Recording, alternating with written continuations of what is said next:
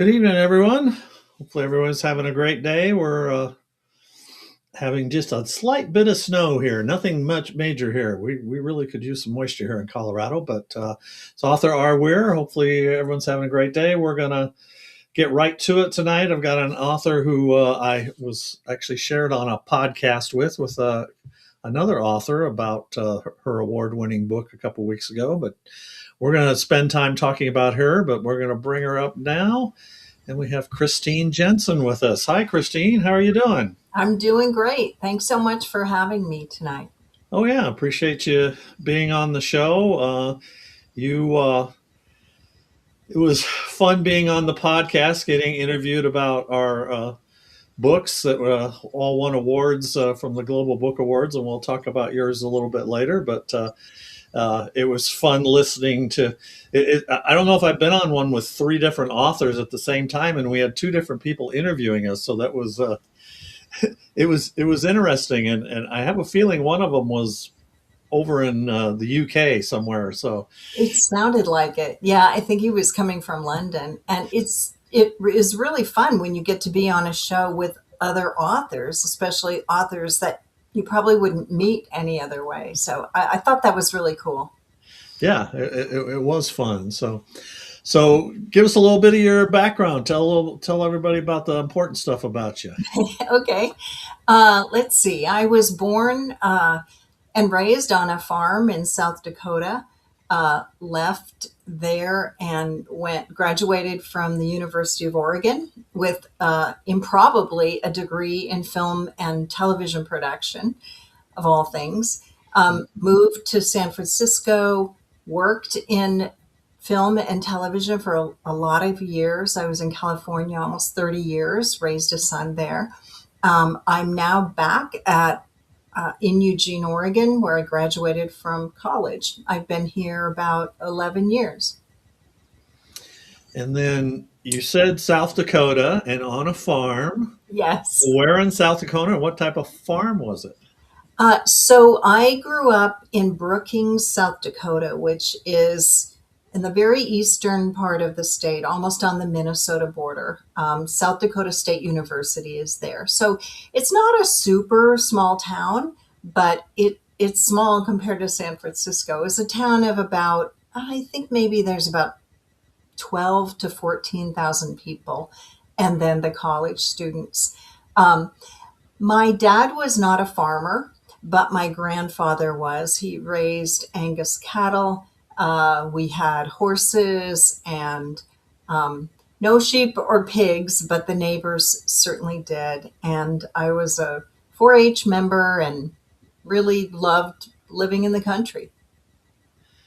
And did you were you happy to leave the farming life, or do you kind of miss it? I mean, I'm assuming you're in Eugene, which you could have a farm, but I'm assuming you're not a farming type person these days. I'm definitely not a farming type person. There are things I definitely miss about it. I miss the wide open spaces. I really miss having a horse, but it's just not practical for me to have a horse. I love going back to South Dakota. My whole family lives there, and I go back at least once a year. Um, I miss the smells. I know that's a really weird thing to say, but I Yeah. miss the smell of a farm, um, and it feels like home to me. So when I go back, it definitely feels like home. So there isn't a fragrance sprayer that you can have that has a farm smell that bring you back memories. It probably wouldn't sell many, like, springtime in the barnyard or something. I don't think it has a big market. But to me, it's like, oh yeah, it's spring and the snow is melting and the cow pies are melting and there you go. Yeah, no perfume smells either, right? For that. So, It so smells fresh and wholesome and, yeah. kind of earthy. Well, I grew up in Iowa, so I know what you mean about the farm smells, and some of them I always liked, and some not so much. I know when we drive back home, we would pass these giant slaughterhouse Yeah. cow farms, where they kind of go and and you have the huge piles of cow manure and everything, and you could smell the farm coming about a It's mile true. away, and you're kind of turn off the want or circulate the air, turn off the air conditioning until you get past it. So It's true, but then there's those, those really yummy smells, which are like when alfalfa is being cut, or when you're grooming a horse and there's that horsey smell. There's just kind of nothing like it. so I so, guess I'm, you have to so you live had a there to know it. so you had a horse growing up. Mhm. So you obviously were a rider. You knew how to ride horses and stuff. Do you ever get back to that and do any of that? For a long time, my dad raised quarter horses, and so when I would go back to visit, I would be able to ride, and that was really great. He hasn't had any horses for a few years, so it's been a few years since I've gotten to ride a horse. But we do have neighbors who have them. I get to go and hang around them a bit. So yeah, I miss it, but we come to different phases and places in our lives, and we move on. We have three cats and a border collie.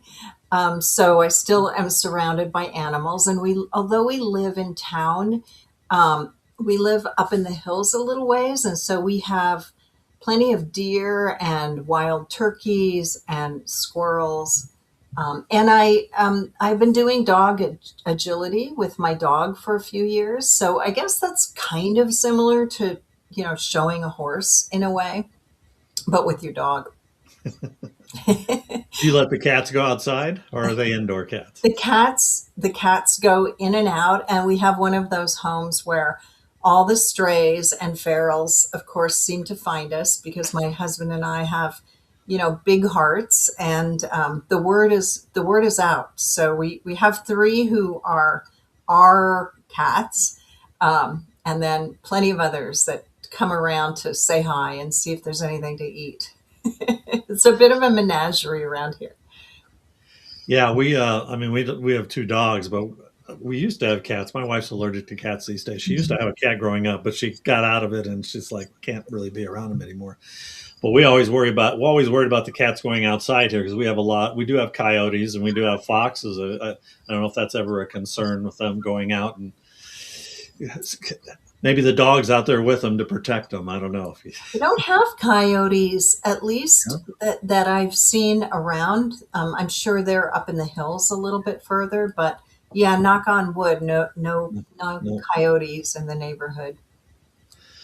So what do you do to decompress? What hobbies do you have now that you're not on a farm anymore? We know what you did before.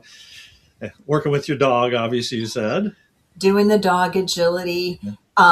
I'm an avid gardener, so I guess there's still that idea of getting your hands in the dirt, and playing around with the dirt.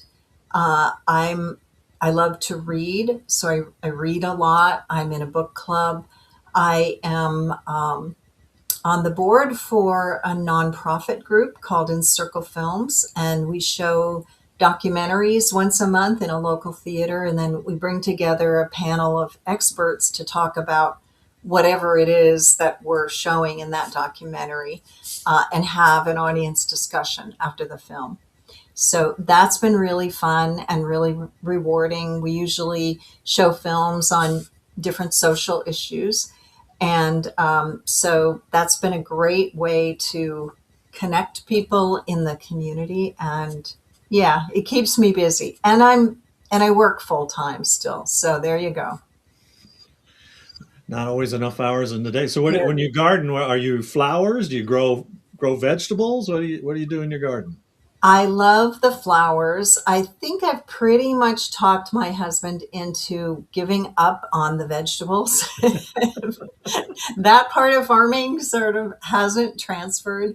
We've had such bad luck with like really horrible tomatoes and um, cucumbers that don't work. And so I'm like, we can just go to the farmer's market and buy these amazing fruits and vegetables, and let's just let's just have more flowers. So I think we live on about a quarter of an acre. And I think that I've pretty much, other than the lawns, I think that I've pretty much filled in all plantable space with plants, even though I keep buying them. And then he says, where are we going to put this? And I scratch my head and say, maybe we can squeeze it in right here. I think that I suffer from the same thing that a lot of gardeners do, which is, it's very addictive, and we just can't help ourselves when we get in a nursery. Uh, it's bad. Do Yeah, you garden? I understand that. Yes. Do you garden? Oh yeah, we have a pretty good size. We're on a corner lot, and we have a big area, and it was mostly grass. It was all grass up front, and I'm like, I'm getting too old to mow constantly. I didn't want to pay anybody, so the city had um, a program where they would give you discounts, and they would come out and remove the grass, and then give you a bunch of free plants. A lot of water saving type plants, things that attract hummingbirds and butterflies and things like that. And so we've transitioned. I have just a very small area in the front of real grass anymore. It's almost all bushes and flowers and everything. And then the back, we have a grass area for the dog. And then we have some areas there too. But I understand what you said about vegetables, because there's only one vegetable we've ever had any luck growing, and that's cucumbers. We get so many cucumbers, we give them to the neighbors. It's just incredible. And we have had some luck growing some pumpkins in the front, and we'll do a little pumpkin patch up front, and we let the kids in the neighborhood come. But that didn't even work very well the last couple of years either. So I don't know maybe it's all the pollution in the air. I don't know. Whatever. It's just one of those struggles that we have to always constantly do. Now it's very dry here. What is it like in Eugene? Is the moisture pretty good? Do you have to water quite a bit with all the In flowers? the summer, we have to water all the time. We hardly get any rain at all summer.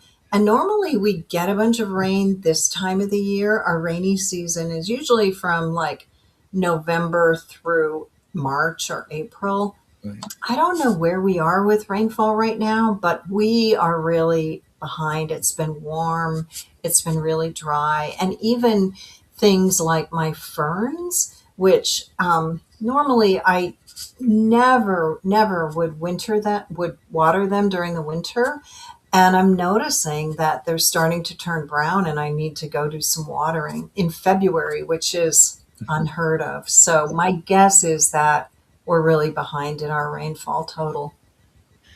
Sounds very similar to what we're going through here. I mean, some of the ski resorts have got 20 inches of snow up in the mountains right now, and it would be over 100 normally. So Uh, it's a little scary this year where the water is going to come from and everything. But so you said you love to read. Has reading been something you've done since you were in school? Did you always love to read? And who's in yeah, the authors you enjoyed?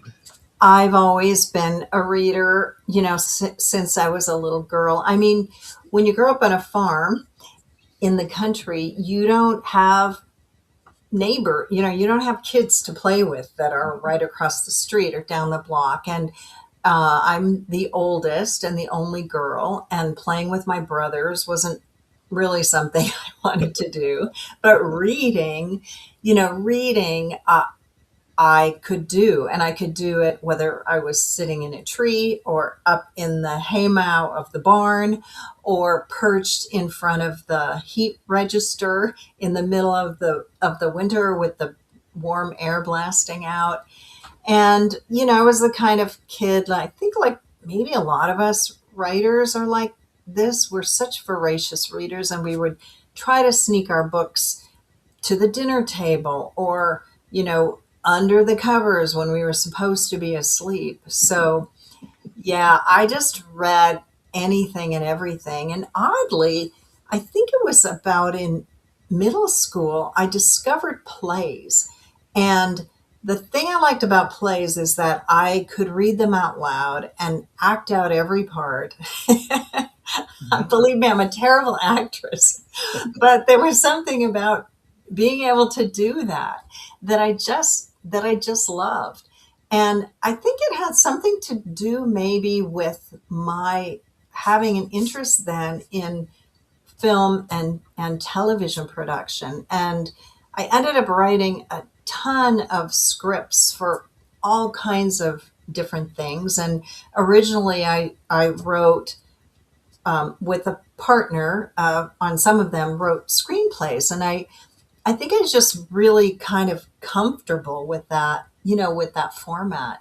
So it became very daunting to try to switch that to the idea of writing a novel. It just seemed so different and big and really kind of terrifying. So was that really the first thing that you really felt like you wrote was a play or a screenplay? And or Hmm. when did you kind of start getting that writing bug and go, you said you read a lot of plays, but Yeah. doing it yourself. I I think I just started writing anything and everything, ridiculous, silly little poems. I can remember um, writing, um, uh, what do you call them? When someone dies, and I would have family members, and I would write these sort of long, detailed poems to read at the funerals. And that was my first sort of way of expressing myself in a way that was really personal. And then, of course, sharing that as a funeral is kind of a scary thing. I don't know. It's kind of weird. Like, I guess I'm kind of known in my family as the one that will write a poem like eulogy for a family member. It's sort of odd now that I'm telling you this. I don't think I've ever mentioned this before. It's kind of odd, but it was So a you don't, way of expressing, very personal feelings. so do you still have any of that stuff that Oh, you wrote back then and I around somewhere? have, I do, I have them. And I don't know. I probably have 6 or 7 for grandparents and uncles, and I lost a brother a few years back, and so I have that. Um, yeah, So I you were doing basically a eulogy is what you were maybe the term you were looking for, right? oh, Yeah, I like that. yeah, That's a cool way to yeah. put it. So you've done scripts, screenplays, documentaries, and then obviously you've written books. You also wrote marketing scripts. It says here on your website as well. Yeah, all the So time. so I which of those are easier to do? I mean, are oh, there different challenges obviously involved? all different challenges. I really loved writing the documentary scripts, the marketing video scripts. Right now, I work full time as a marketing copywriter. I've had this gig for almost 10 years, um, and I like it. It's creative. It doesn't. It's easier. It's way easier than writing a novel, and way less kind of terrifying. Yeah. Um, as you know, wh- when you write something that is just yours, you're not writing it for clients. It's, you're kind of bearing your soul. You're putting yourself out there. And even whether it's science fiction or, in my case, historical fiction, you know that you're still putting your own heart and soul into it. And so it's a very kind of different experience. I'm still finding, after having published my novel about 6 months ago, that when someone says, "I just bought your book, I can't wait to read it," the first thing I think is, "Oh my gosh, I hope they like it." Does that happen to you? Sometimes. I mean, I've had 16 books, so I've kind of run that gauntlet. But I certainly at first it was like, first off, it's like, okay, someone buy it, please, and read it, Right. and then it's like, are they going to like it? Then you kind of get to that point. You want them to buy it, and then it's like, is it going to be good enough that I can write another one and all that? So Yes. yes, And very much. does it get easier over time? For me, it has. I mean, no matter what you do, some people are going to like what you write. Some people are not going to like what you write, and and I have a fairly good sized fan base. I won't say it's great. I'm not a big time author that has millions of fans, but I have the fan base, and I get messages. When's the next book coming out? When's the next? I get a lot of that now. So there's the pressure of writing another book and getting it out because it's I can't write fast enough for them and stuff. But those are nice things to have and to deal with. But I think over time, yes, it's gotten easier, and I write more for me now. The stories are just there, and I write them, and I think it will get easier. But it took a while. You always worry about that next book, Hmm. and then the one after that, and the one after it, and then after a while, it's like, okay, It's interesting that you said that you're writing for me now, yeah, because when I was writing the draft for this novel, I was completely writing it for me, and in mm, fact, I never really thought about the reader that much until I got to the stage where I sent it out to beta readers, and then it was like, okay, now there's readers out there. sure. But before that, in the process, it's like I'm just writing this for me, and in a way, I'm writing it to prove to myself that I can write a novel. This is a whole new format that um, I I want to see if I can do. Um, and now, yeah, I've had some people asking me, are you going to write? What's your next book, or when are you going to write the sequel? And suddenly, I'm like, oh, oh, now I have to put the readers out of my head and Yes. get back to writing it for me again. So it's so interesting. I just feel like a brand new writer in a way, and at my age experiencing these things that probably most writers experience in their 20s or 30s or at least 40s, right? Hmm. So it's a whole new world, and it's really fun and really um, daunting at the same time. Well, and I know when you write that first one, you probably aren't thinking about, well, there'll be a sequel or there'll be a trilogy or well, it'll be. You got to get that first one out of you first, and then you start thinking, well, maybe there could be a second or a Mhm. third or however many. But I don't think you imagine until you get that first one written. And how long did it take you to write? And we want to talk about, but how long did it take you to write this first book? It's embarrassing to even tell you. Yeah, I think it took me almost 7 years. yeah. Um, I've had people say 10 years, so you're not the heart longest I've ever heard. So, I wasn't actually writing it all that time, but I did query for agents for almost 2 years.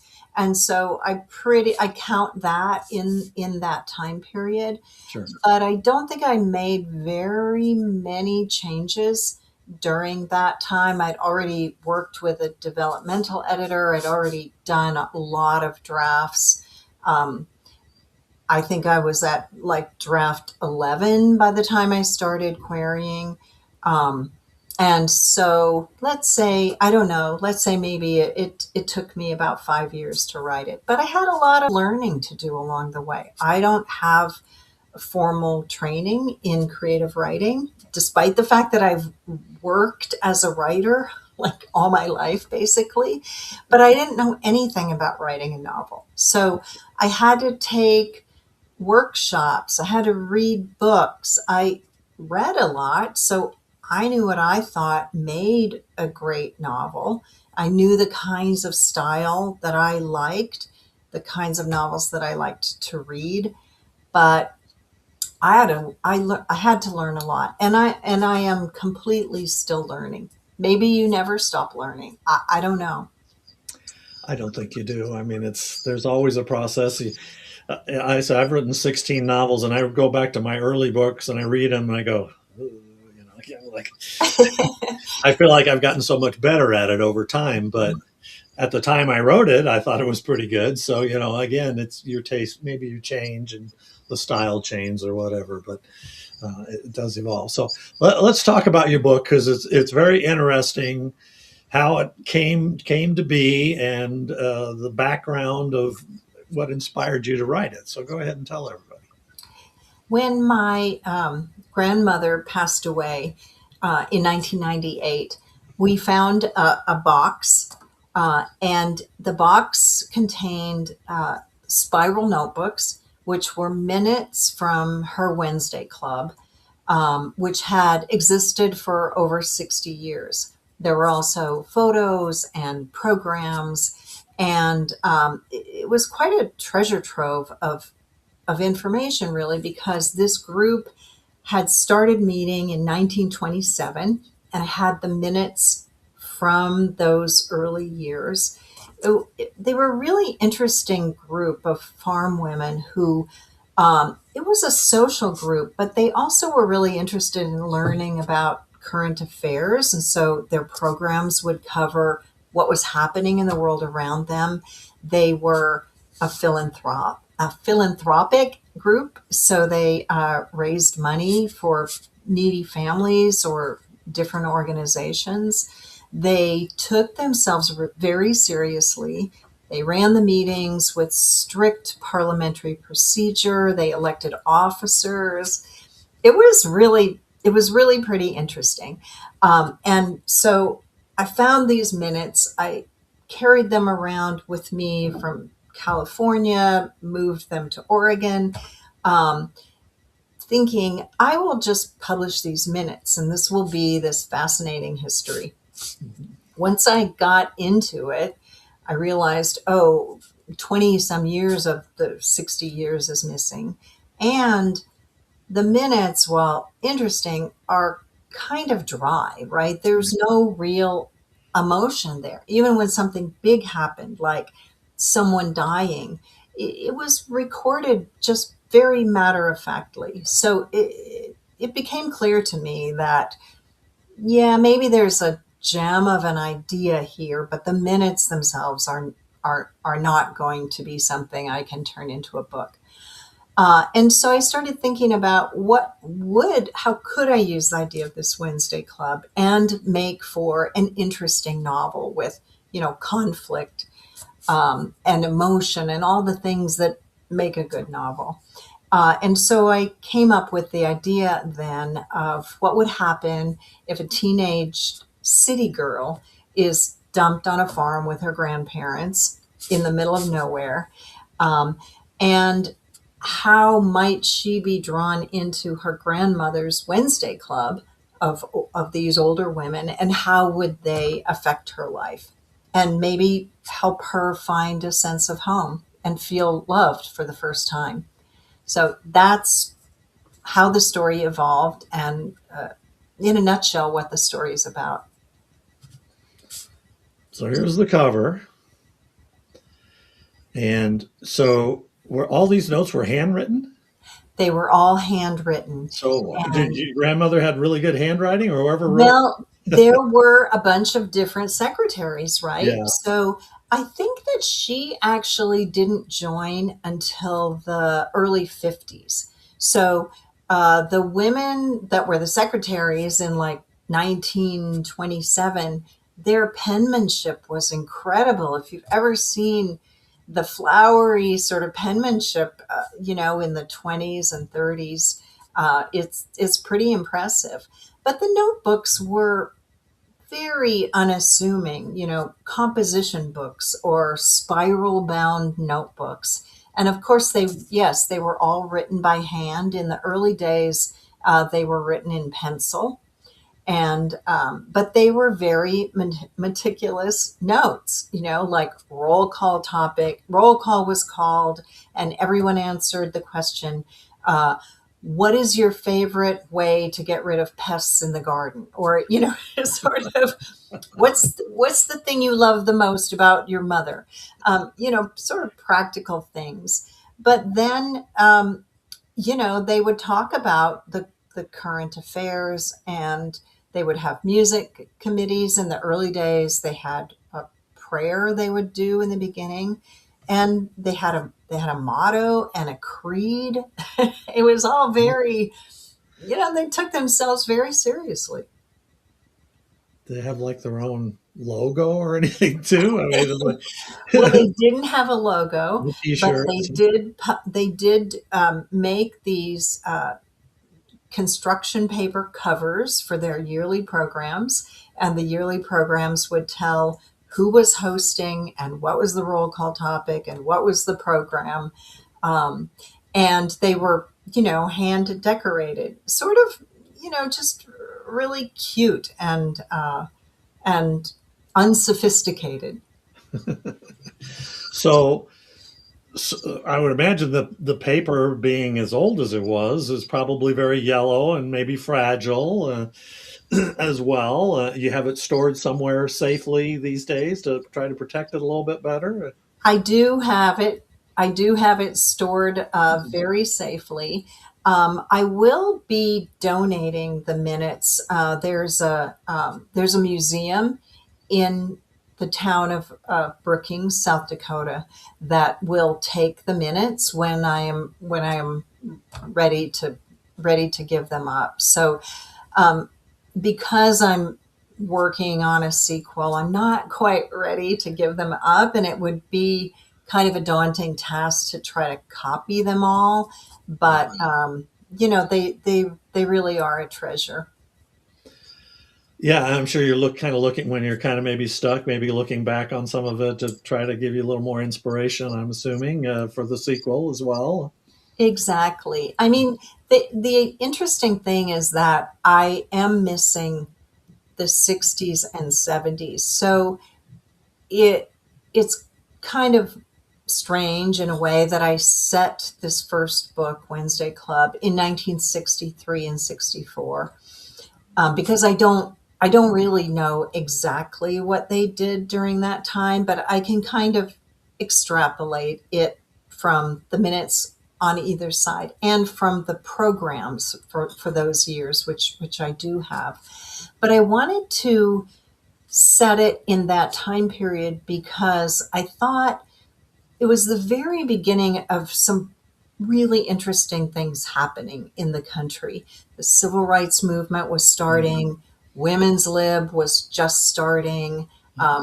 The Beatles were appearing on the Ed Sullivan Show. Hmm. And I thought I wanted to, because the novel takes place over 13 months, and the minutes for the Wednesday Club are the in between points for these months. I wanted to explore how those women would be responding to the world around them, and how were they on a farm reacting and explaining, or trying to explain for themselves what was happening in the world around them. So that's why I chose that time period. And it also gave me a great excuse to go back and really research what was life like then. Well, I grew up in the '60s, so I know a little bit of it. I was a youngster in 63. I'd been 4 or 5 years old, but still, I remember a lot, and it seemed like all kinds of stuff. I know my parents had, the Kennedy assassination and all that. They had photos, from the Dallas newspapers and stuff, things like that. They had, and obviously the Vietnam War and Yes. what was going on, and then of course later on you had the Martin Luther King assassination and Right.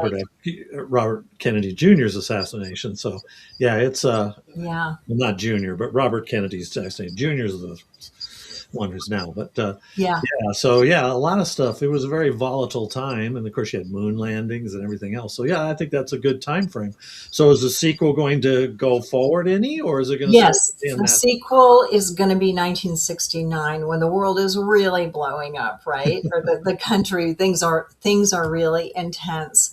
Ivy is 6 years older, so she is, you know, out of college, so she has a whole different perspective on the world from a 16-year-old, as well as the rest of the characters who um, are 6 years older and their lives are different, or maybe they're not even around anymore.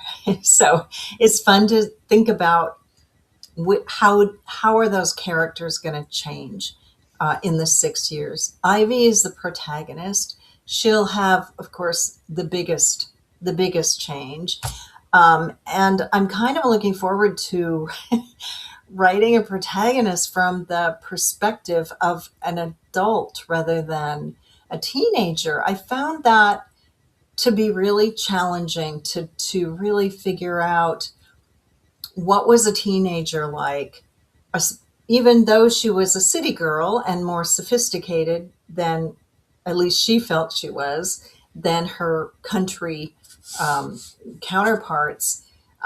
She was still just 16. And let's face it, teenagers were different in the 60s than they are now. So it took me a long time to get her voice right and her perspective right. It was very challenging. Um, and I'm like I said, I'm glad that she's grown up now. Makes it easier, I think. So the Wednesday Club, and there's a lot of stuff on your website about the Wednesday Club, but is that original club still meeting with the people that were have been carried down through the family histories, or when did it? No, sadly they did come to an end, and the last living Wednesday Club member passed away. I think it was about 3 years ago. Sadly, before I was able to publish the book, but there are plenty of children and grandchildren who did have family members in the Wednesday Club, and definitely remember it.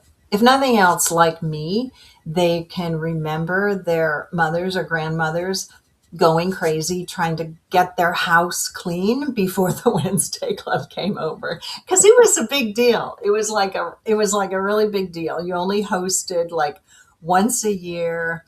Everything had to be everything had to be perfect and spotless. So it always made a big impression on the families. It's been really fun hearing from readers who, do, of course, remember the Wednesday Club.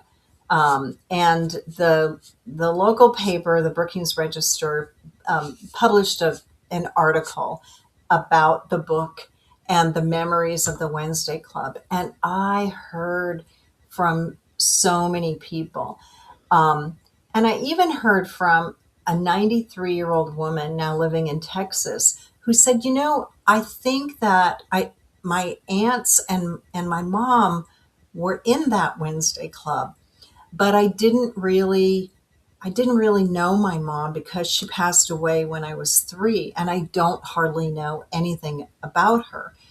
And I had her name, and I went back through the minutes, and sure enough, her mom had been a founding member of the Wednesday Club. And I was able to pass that on. And by following the minutes, I could see that she had been absent a lot because you have the roll call, and also that the group had taken her flowers on a couple of occasions when she had been in the hospital. And the woman who wrote to me was really delighted to that I could kind of fill in some of this missing information, because she didn't know what her mom had died from. Her dad remarried and she had a new mom, and they just didn't talk about it a whole lot.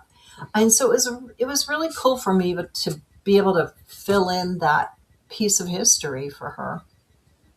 Yeah, that is really neat.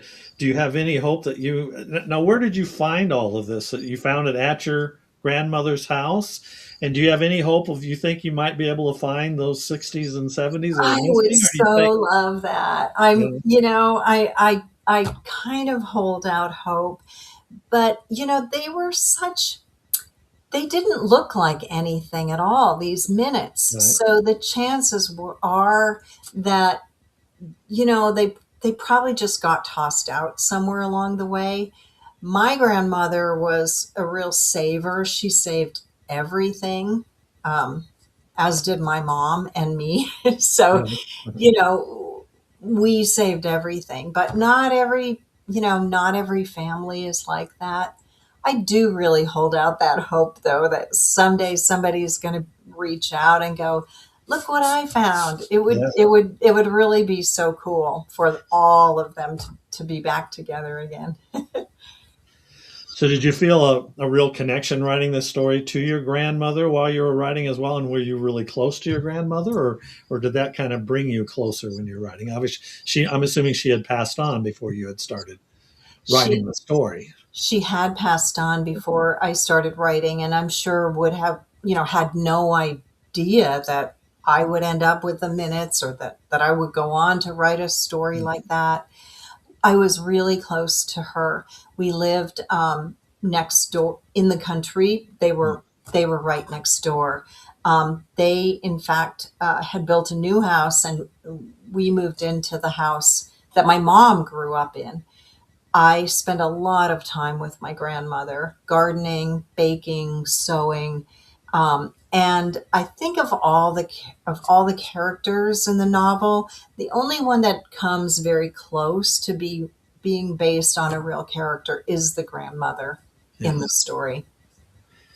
Yeah, that's what I was wondering if one of the characters was kind of based on her, which would make sense. But yeah, Yeah. yeah, One of the big reasons that I decided I wanted to self-publish is that I really wanted this book to be published while my mom is still alive. mhm. Um, I won't tell you how old my mom is, because if she's listening to this and I tell her age, she will be furious with me. But let's just say that I really wanted to make sure that she was still around, when the book was published. It was really important to me, because it was, you know, her mother, who was in the Wednesday Club. So, I'm really glad that I made that decision. Uh, I would probably still be querying, um, you know, a year Yeah, later. yeah. Traditionally published can be a challenge. People, if you have enough patience for it, I didn't have patience for it myself, but if you have enough patience for it, and you can do it, but it can be a long process. So yeah, you probably went the right way. So I'm assuming she's a fan of the book. She's read the book.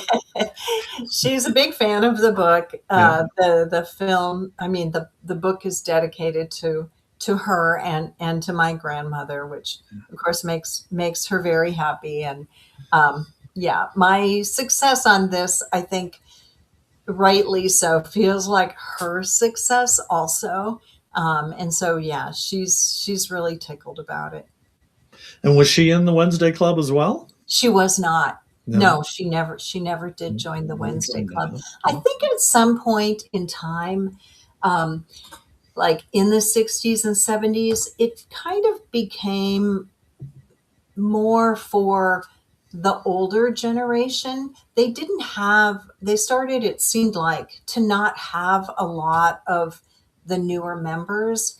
Um, by that time, my mother had moved off the farm and was living in town. And I think that it just slowly, as the members started to age out, they just didn't attract younger members. So it was a different time, and more women were working outside the home, and Right. you know, didn't have time or maybe need for a Wednesday club.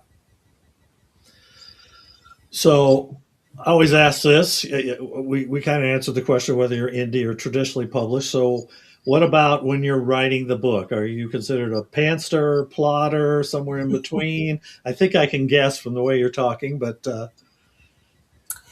I have I have a protagonist and six members of the Wednesday Club in this book, and each of the six members has chapters of their own with their own point of view. Yeah. Each of the characters has a story arc throughout the novel. Um, and so it's a complicated structure. Hmm. I started out with an outline and then quickly moved to an Excel spreadsheet, which people just sort of scratch their head. And I was like, really? Excel? But it worked for me because I could track, like, in that month, what was this character doing and what was this character doing, and I could have the story arcs change, for the different characters in the different months. So I'm definitely, I'm definitely a plotter. Hmm. Things change, I think for most of us writers that are plotters, we want to be open to new things, better ideas, or something new that pops in. I had a character knock on the door and not go away until I until I wrote him into the story. I wasn't expecting that at all. Um, but yeah, I would say I looked back at that spreadsheet. I had printed it out, and I looked back at it, and there was quite a bit of crossing out and changing things. But I would say that the basic structure stayed pretty true. How about you? What kind of writer are you? Oh, I'm a pantser all the way. Are you really? Oh I'm yeah. so envious. I don't know how you Yeah. do that. Well, I'm pretty. I always come in with a basic idea, and things are always rolling through my head. But I kind of let the story kind of write itself. I let the characters kind of help me write the story. I talk about the characters are in the room with me all the time, which Mhm. I don't need to see a therapist for that. Honestly, I'm not haunted by them or anything. But no, I've always been. I tried to plot out, and I did a little bit in some of the early days, but I just for me naturally. And I think for your story, when like you said, you've got multiple points of view and everything else. I think there is a lot of that, and there's a lot going on.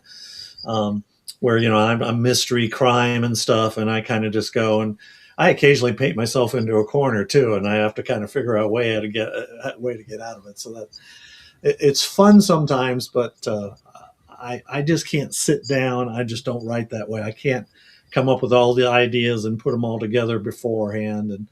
And there's many plotters that I've talked to. He says I might write an outline, but I'm not that rigid that I stick Mhm. with it. If I start to write the story, um, and it isn't working or something, I may change and I may Mhm. veer off, and you may run into that as well as you write other stories. So So do you I'm just always so curious to talk with pantsers.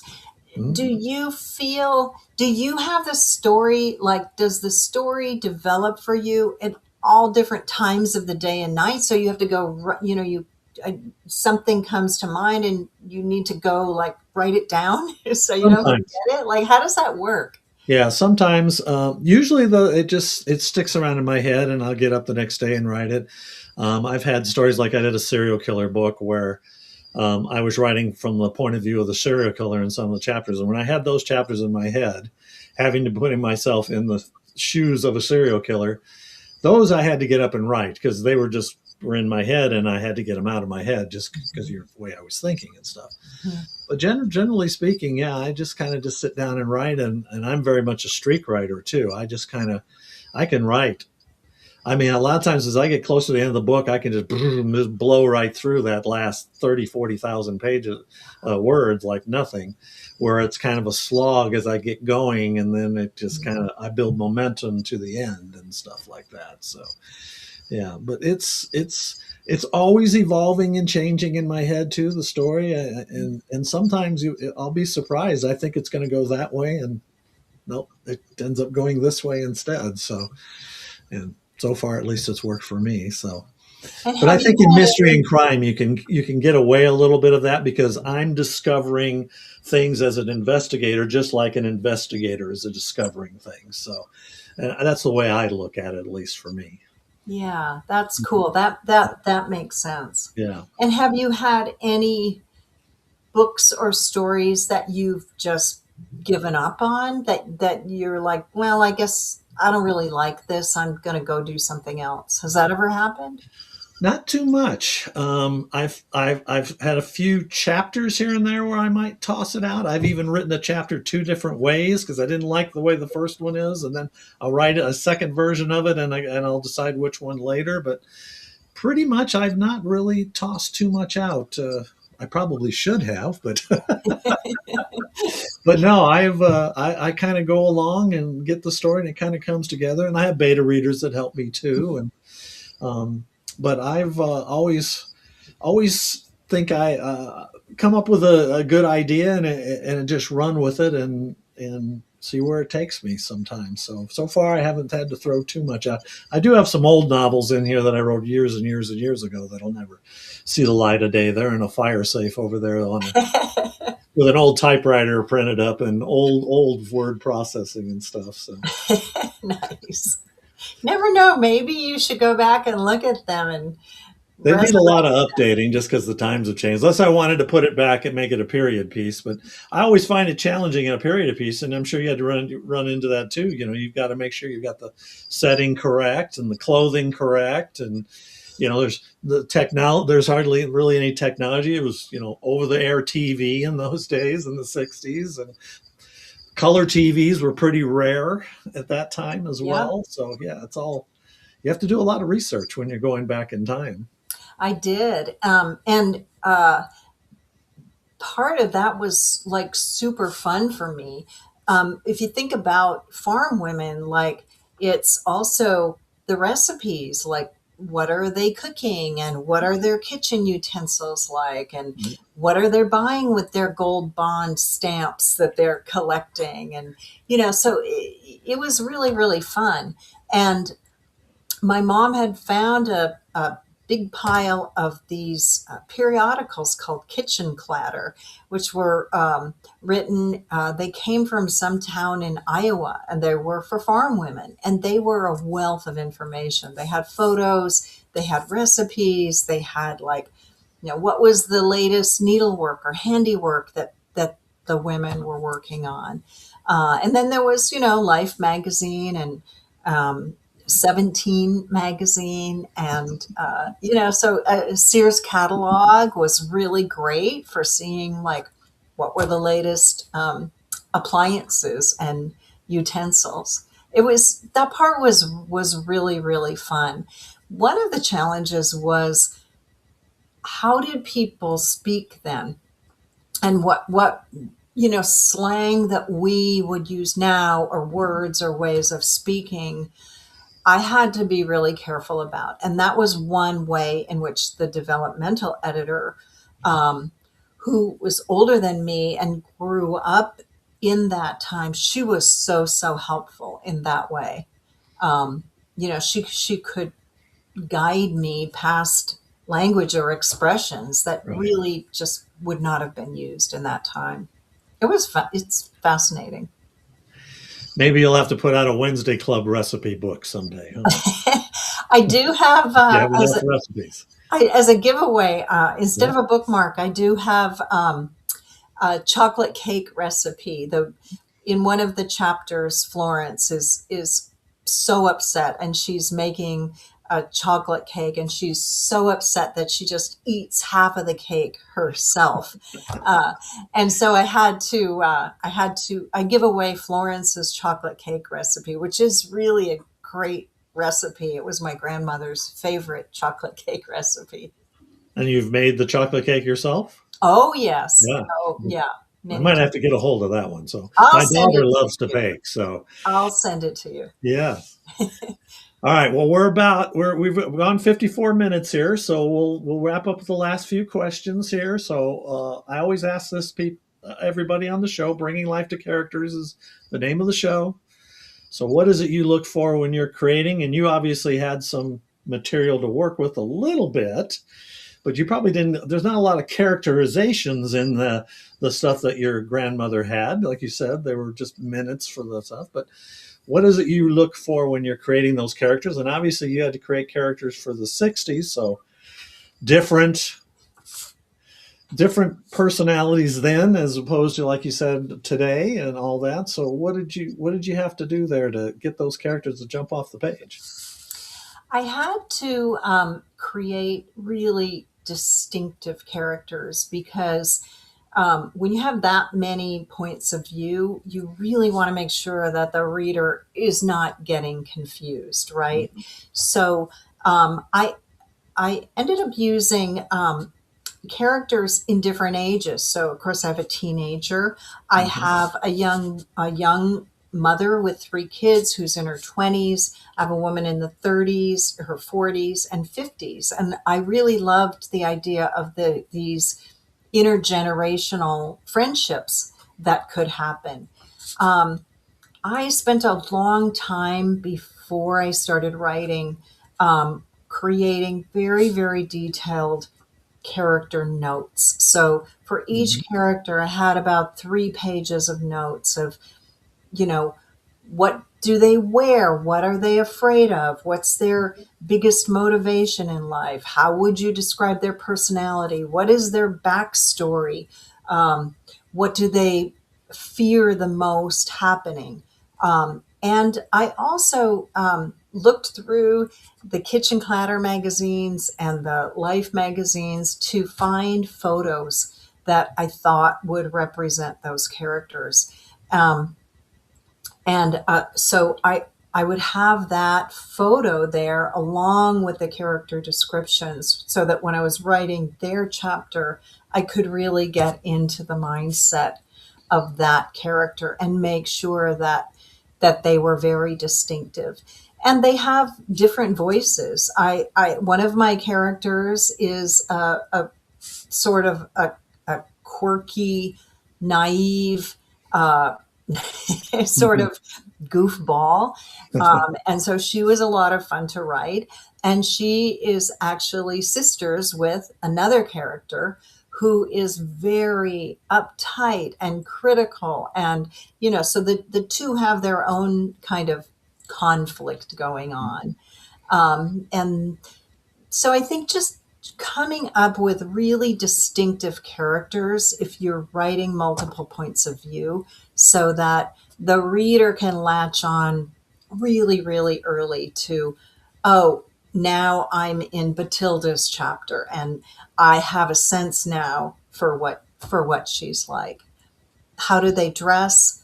Even, how do they move and walk and what motivates them? All those kinds of things. So I guess that would be my biggest advice is just really know your characters and develop a backstory for them, whether or not that makes it into the novel.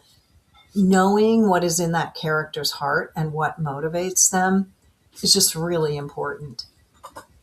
So are all the same characters going to carry over to the next book, or is there going to be a changes there? I don't want to give I away too many secrets, but I think that there will be one or two changes. yeah. Um, and there may be one fewer point of view. I mean, it is a lot, although it's hard to know which character might not come back. So Still I'm still working on it. struggling with that. I'm in the very early stages of this sequel.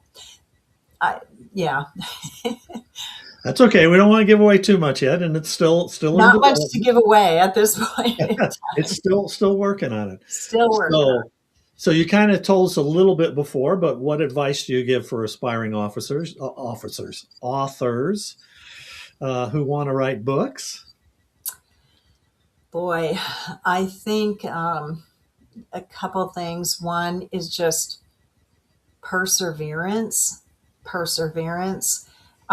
Second, it really helps to have some accountability. If you're writing for yourself and you don't have a deadline, you know, I'm used to writing as a professional for deadlines, so that's quite a motivator. But when you're writing something that nobody's waiting for it, I needed to find a way of being held accountable for making some progress.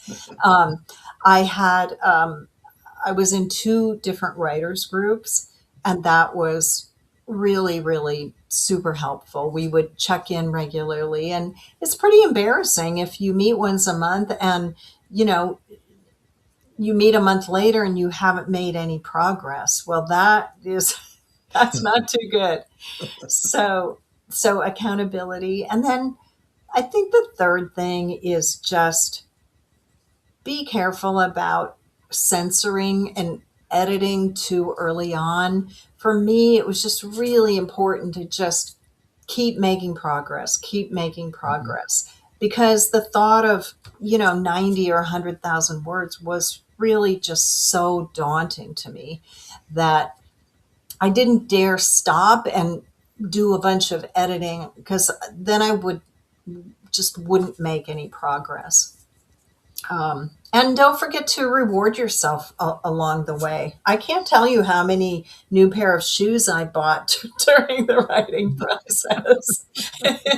My closet could tell you, but it was like, oh, another 10 or 15,000 words. Don't you think I deserve a new pair of shoes?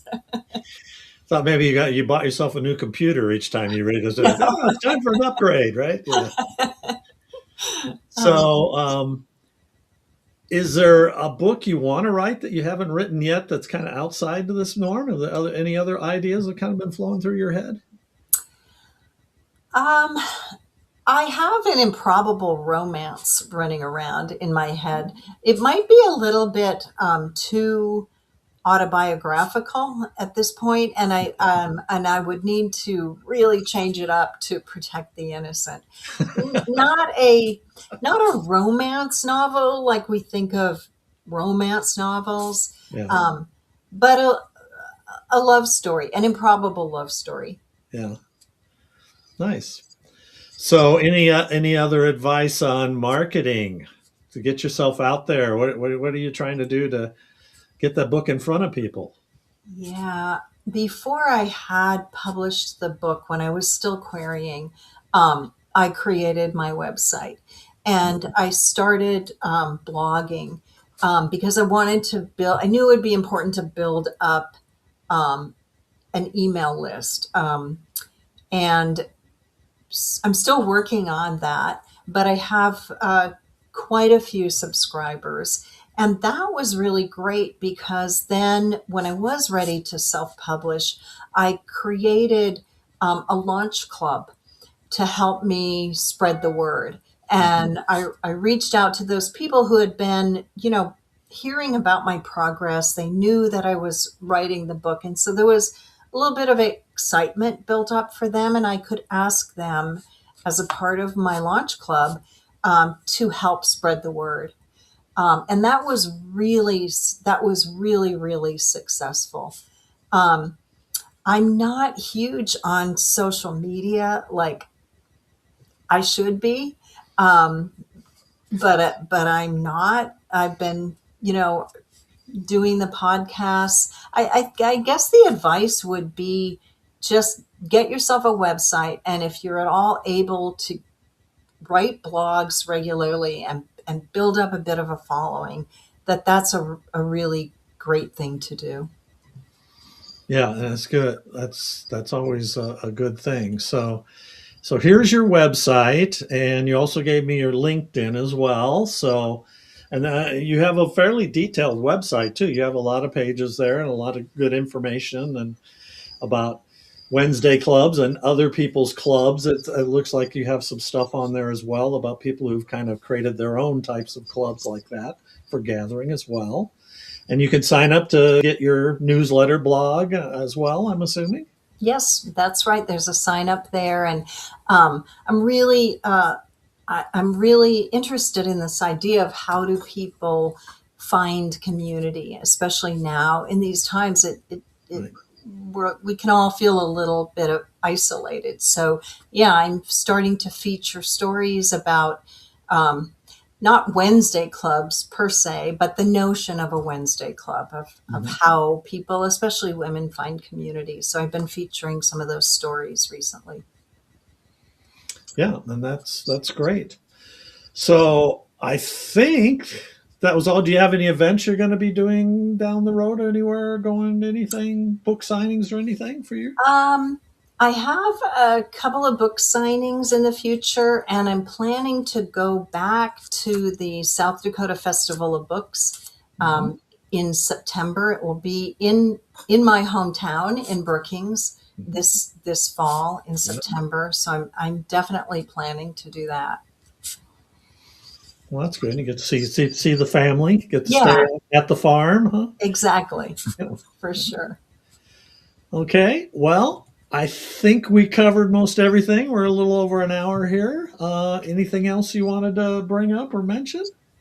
I don't think so. It's been really great talking with you. I really Yeah.